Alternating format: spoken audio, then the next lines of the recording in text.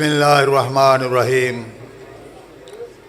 واذکروا نعمت اللہ علیکم اذ کنتم اعداء فألف بین قلوبکم فاصبحتم بنعمتہ اخوانا وکنتم علی شفا حفرۃ من النار فانقذکم منہا کذالک یبین اللہ لکم آیاتہ لعلکم تہتدون۔ صدق اللہ العظیم۔ معزز علماء کرام، مہمانان گرامی قدر، خواتین و حضرات، علماء کرام کا الحمدللہ جمع غفیر ہے، بڑی کثرت کے ساتھ ہے علماء کرام، بلکہ مجھے معلوم ہو رہا ہے کہ سامعین سے زیادہ علماء کرام کی تعداد ہے الحمدللہ، شہر کے اطراف و اکناف سے اور اسی طرح بیرونی علاقوں سے ہمارے مہمان علماء کرام موجود ہیں، اور ان حالات میں میرے جیسے علیل اور بوڑھے آدمی کو کھڑا کر دینا میں یہ سمجھتا ہوں کہ ان کی بڑی مہربانی ہے، میرے لیے بڑی سعادت ہے۔ آپ حضرات کی ملاقات ہوئی، اللہ تبارک و تعالی ہمارا یہ سننا سنانا اپنے دربار میں قبول و منظور فرمائے۔ احادیث رسول علیہ الصلاۃ والسلام، ان کے بیان و کلام کی مجلس ہے، جیسا کہ آپ نے حضرت مولانا حود صاحب سے حدیث کا تذکرہ مختصر بڑے جامع انداز میں سنا۔ اسی طرح قرآن عزیز ہے، اور اسلام کی، دین کی یہی دو جو ہیں تعبیریں ہیں، قرآن اور حدیث۔ اطیعوا اللہ و اطیعوا الرسول، اللہ کی اطاعت کرو اور اللہ تعالیٰ کے رسول کی اطاعت کرو۔ اللہ تبارک و تعالیٰ کی اطاعت اور حضور علیہ الصلاۃ والسلام کی اطاعت وہ قرآن و حدیث ہے، اور حضرت مولانا ثناء اللہ مرسری رحمۃ اللہ علیہ ان کے الفاظ میں کہ اگر قرآن و حدیث کی کوئی دوسری شکل ہے تو وہ مسلک اہل حدیث ہے۔ کیسی کیسی وہ لوگ باتیں کر گئے، کودے میں دریا بند کر گئے، اللہ تبارک تعالیٰ کروڑوں رحمتیں ان پر نازل فرمائے۔ میں نے آج کے خطبے میں اپنے علماء کرام، محدثین، مفسرین، ان کا تذکرہ جو ہے وہ چلا آ رہا ہے، تو حضرت مولانا ثناء اللہ مرسری رحمۃ اللہ علیہ کے بارے میں مجھے کہا گیا کہ ذرا زیادہ کچھ آپ ان کے بارے میں بتائیں۔ میں نے کہا کہ میں کیا بتاؤں، سب سے پہلے اس ہندوستان کے اندر اردو تفسیر اگر لکھی ہے تو مولانا ثناء اللہ مرسری رحمۃ اللہ علیہ نے لکھی ہے۔ قرآن عزیز کے تراجم تو موجود تھے، شاہ ولی اللہ کے خاندان میں سے جنہوں نے تراجم تو کیے اس دور کی اردو کے لحاظ سے، لیکن اس کی تفسیر اور اس کی شرح اگر بیان کی ہے سب سے پہلے ہندوستان میں تو حضرت مولانا ثناء اللہ مرسری رحمۃ اللہ علیہ۔ اور یہ بات بھی ساتھ ہی میں بتا دوں کہ رسول اکرم صلی اللہ علیہ وسلم کی سیرت اگر اردو زبان میں سب سے پہلے لکھی ہے تو وہ اہل حدیث عالم دین قاضی سلیمان منصور پوری رحمۃ اللہ علیہ نے لکھی ہے۔ تو ہمارے علماء کرام نے تبلیغی لحاظ سے ادعو الی سبیل ربک بالحکمت والموعظۃ الحسنہ، یہ تین شکلیں ہیں تبلیغ کی۔ اللہ تعالیٰ نے ارشاد فرمایا کہ اے میرے حبیب محمد صلی اللہ علیہ وسلم، ادعو الی سبیل ربک بالحکمت والموعظۃ الحسنہ وجادلہم باللتی ہی احسن، آپ دین کی تبلیغ کریں، اس کی تعلیم دیں حکمت کے ساتھ، دنائی کی باتوں کے ساتھ، علمی باتوں کے ساتھ، اور دوسرا یہ مواعظ حسنہ، اچھے اچھے واعظ عام لوگوں کی زبان میں، اور تیسرے یہ ہے وجادلہم باللتی ہی احسن، اگر موقع آ جائے گفتگو کا، بات چیت کا، تو احسن انداز اختیار کریں، لڑائی جھگڑے تک نوبت نہ پہنچے۔ تو معاشرے کے اندر بھی امام غزالی رحمۃ اللہ علیہ فرماتے ہیں، وہ تجزیہ کرتے ہیں اللہ تعالیٰ کے اس کلام کا. وہ کہتے ہیں کہ معاشرے کے اندر بھی 3 طرح کے لوگ ہوتے ہیں. بیٹھ جاؤ یار ذرا تو بچے ہو تو ہی. 3 طرح کے لوگ ہوتے ہیں. ایک تو طبقہ جو ہے وہ پڑھا لکھا ہوتا ہے. فرمایا ان سے بات کرو ادعو الی سبیل ربک بالحکمہ، علم کے ساتھ، دانائی کے ساتھ، اچھی اچھی باتوں کے ساتھ، تاکہ وہ سمجھیں. اور دوسرا عام لوگ ہوتے ہیں. فرمایا والموعظۃ الحسنہ، ان کی زبان میں اچھے واعظ کو ساتھ فرمایا دین کی تبلیغ کریں. اور ایک طبقہ وہ ہوتا ہے کہ جو جھگڑالو قسم کا ہوتا ہے، بات پہ اعتراض کرنا اور جھگڑا کرنا. تو فرمایا جادلہم باللتی ہی احسن، جھگڑا کرو، گفتگو کرو، مناظرہ کرو، لیکن اس میں بھی آسن پہلو کو خیال رکھو. اللہ. تو یہ تینوں طریقے فرمائے علماء اہل حدیث نے اللہ تعالیٰ کے فضل و کرم سے اختیار فرمائے. پاکستان بڑھنے سے پہلے پنجاب انجمن اہل حدیث کے پریزیڈنٹ امیر حضرت مولانا سید محمد شریف کریالوی رحمۃ اللہ علیہ، اللہ تعالیٰ کروڑوں رحمتیں ان پر جو ہے وہ نازل فرمائے. میں نے پارٹیشن سے قبل بچپن میں ان کی زیارت کی ہے، اور آج بھی ان کی صورت میرے سامنے. نورانی چہرہ، چاند کی طرح چمکتا ہوا سادہ لباس، سادگی کی انتہا. جس طرح بھی تذکرہ ہوا محدثین کا ان کی سادگی کا. تو شاہ صاحب جو ہے وہ پیر گھرانے سے تعلق رکھتے تھے. بڑی ان کی پوجا پاٹ ہوتی تھی. کوئی آ کر پاؤں پکڑتا ہے، کوئی آ کر گھٹنے جو ہے وہ پکڑتا ہے، کوئی آ کر ماتھا پکڑتا ہے، کوئی سجدہ ریز ہو جاتا ہے، کوئی زیادہ ہی عقیدت مند. تو یہ حال ہے. ان کے والد بہت بڑے پیر بھی تھے، سکول ماسٹر بھی تھے. اور جس طرح صاحبزادوں کی کیفیت ہوتی ہے، اسی طرح صاحبزادہ تھے، لیکن اللہ تبارک و تعالیٰ نے سمجھ عطا فرمائی اور مسلک اہل حدیث اختیار کیا حضرت شاہ صاحب نے. اب انہیں فکر یہ لاحق تھی کہ میرا والد جو ہے اس کا عقیدہ بھی صحیح ہو جائے. اس دور میں فارسی زبان جو ہے وہ سرکاری زبان سی فارسی زبان میں، اور فارسی زبان کا دورہ تھا. تو ان کے والد فارسی زبان کے ٹیچر تھے. تو انہوں نے مولانا حافظ محمد لکھوی رحمۃ اللہ علیہ، ان کی کتاب زینت الاسلام جو پنجابی زبان میں ہے شعروں کے انداز میں، وہ انہوں نے لی اور والد صاحب کو دی کہ ابا جان آپ اس کا فارسی میں ترجمہ کر دیں تاکہ فارسی پڑھے لوگ جو ہیں وہ بھی اس سے استفادہ کریں. تو انہوں نے زینت الاسلام 2 حصوں میں تھی وہ لی اور اس کا ترجمہ کرنا جو ہے وہ شروع کر دیا.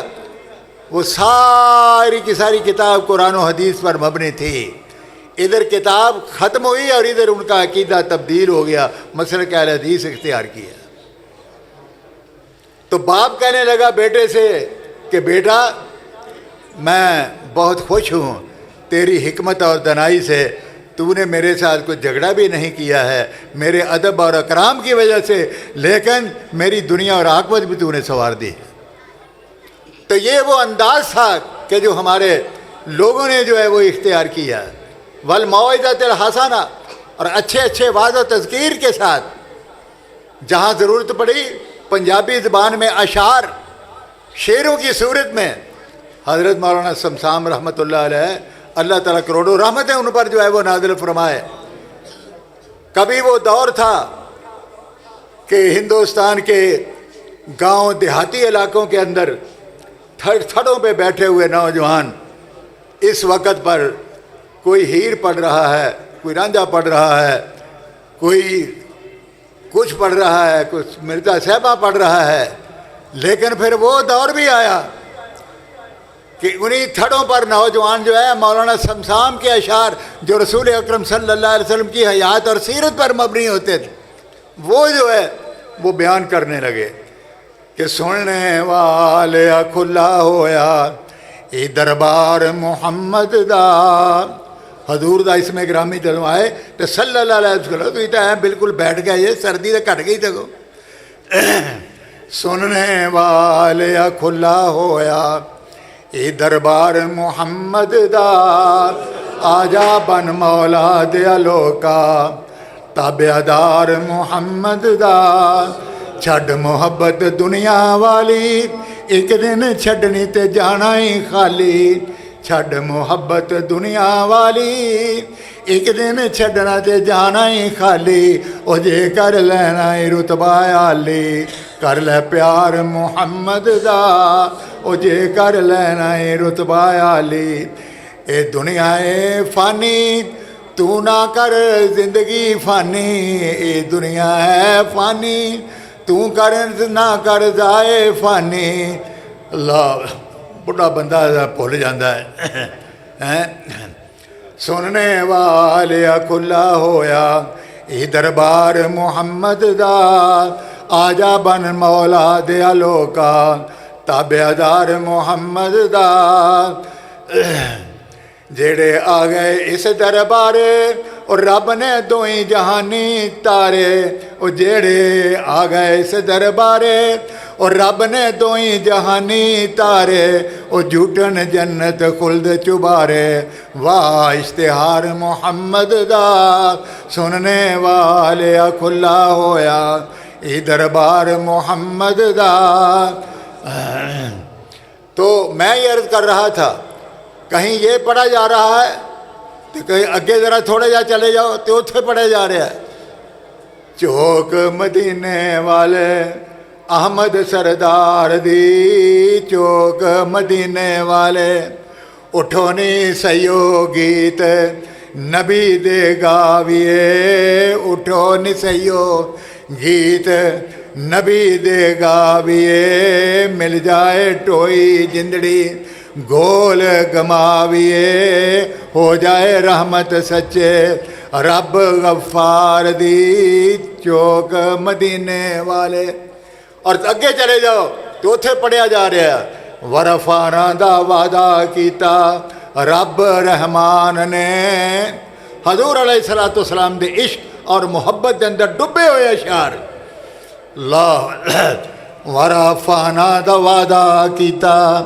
رب رحمان نے نام تیرے دا پڑھنا نام تیرے دا پڑھنا ورفانا دا وعدہ کیتا رب رحمان نے نام تیرے دا پڑھنا سارے جہان نے اللہ تو خیر میں اکھڑ جا رہا میں بات چھڈاں میں عرض کر رہے تھے کہ حضرت مولانا نے آپ کے سامنے قرآن و حدیث کی روشنی میں محدثین کا ذکر کیا ہے کہ جن لوگوں نے حدیث کے لیے اتنی خدمت جو ہے وہ کی ہے پہلی صدی عیسوی میں خلفائے راشدین اور اس کے بعد حضرت ابو ہریرہ حضرت ابی بن کعب حضرت عبداللہ ابن مسعود حضرت عبداللہ ابن عباس یہ وہ لوگ تھے کہ پہلی صدی عیسوی میں جنہوں نے احادیث کو اور قرآن کو بھی جنہوں نے جمع کیا قرآن کو بھی سینوں کے اندر بند کیا اور احادیث مبارکہ کو تحریر کے اندر بھی لائے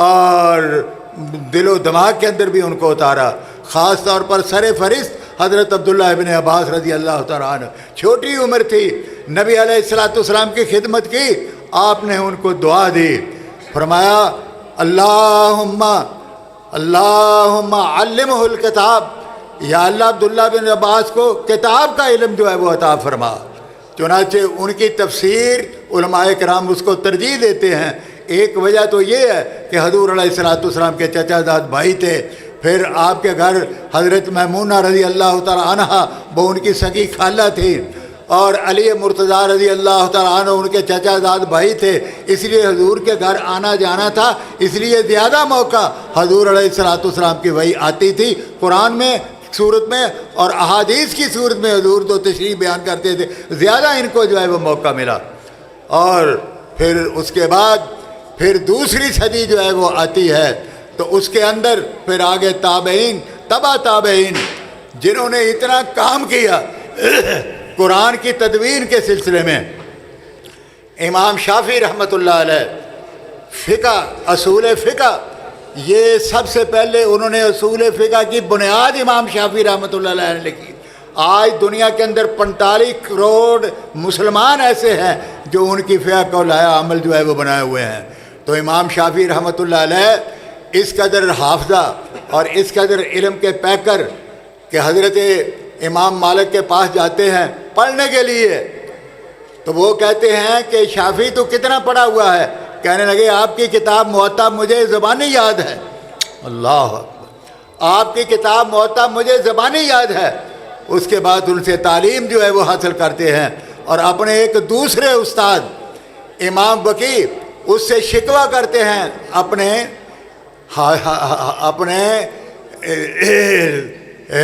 دماغ کا اور اپنے حافظے کا۔ شکوت الی وکیع سوء حفظی، شکوت الی وکیع سوء حفظی، ان العلم فضل اللہ من الہ ولا یؤتی للعاصی۔ عرض کرنے لگے کہ حضرت میں حافظہ میرا کام نہیں کر رہا۔ وہ فرمانے لگے کہ دیکھو یہ اللہ تعالیٰ کا فضل ہے، جو علم دین ہے وہ اسے ملتا ہے کہ جو گناہوں سے بچتا ہے۔ گناہوں سے بچو اور پھر دیکھو کہ تمہارا دل و دماغ جو ہے وہ کس طرح مصفح ہوتا چلا جاتا ہے۔ تو یہ وہ لوگ تھے کہ جنہوں نے اتنا کام کیا قرآن کی تدوین میں اور حدیث کی تدوین میں۔ اور اسی دور کے اندر عبد الملک اسمعی ہیں ایک، جنہوں نے 70 برس بڑی مشقت کاٹی، مختلف قبائل مختلف علاقوں کے اندر گئے، عرب کے مختلف علاقوں کے اندر، یہ دیکھنے کے لیے کہ قرآن کا اسلوب بیان جو ہے وہ کس کس انداز کے ساتھ ہے، کیسے کیسے کہاں کہاں اسلوب بیان جو ہے وہ قرآن کا ہے۔ مثالیں دیکھیں، اسلوب بیان دیکھا اور مختلف مقامات دیکھے اور 70 برس اسی پر جو ہے صرف کر دی ہے۔ اور اس کے بعد پھر تیسری صدی آتی ہے، امام قرطبی اور اس کے علاوہ اور ائمہ کرام، اللہ تعالیٰ کروڑوں رحمتیں ان پر جو ہے وہ نازل کرے۔ حضرت شیخ جو ہے وہ ان کا تذکرہ جو ہے وہ کر رہے تھے۔ تو دین اسلام قرآن و حدیث کا نام ہے اور قرآن و حدیث یہاں پڑھایا جاتا ہے۔ اللہ تبارک و تعالیٰ اس ادارے کو دن بدن کامیابی سے ہمکنار فرمائے۔ باتیں تو بہت ہو سکتی ہیں لیکن علماء کرام موجود ہے اور میری صحت بھی اجازت نہیں دیتی۔ وآخر دعوانا الحمدللہ رب العالمین۔